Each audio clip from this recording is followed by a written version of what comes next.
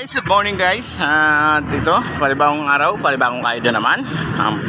Pinya natin talaga guys ay yung tira natin kahapon na 60 plus. Ayan, tsaka yun.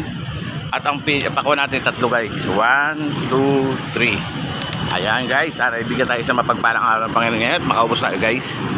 Ayan, para may remit ko na yung bayad ng pinya guys. Di po na-remit kahapon. Kaya medyo makulimlim ngayon guys. Ano? Maulap guys, maulap.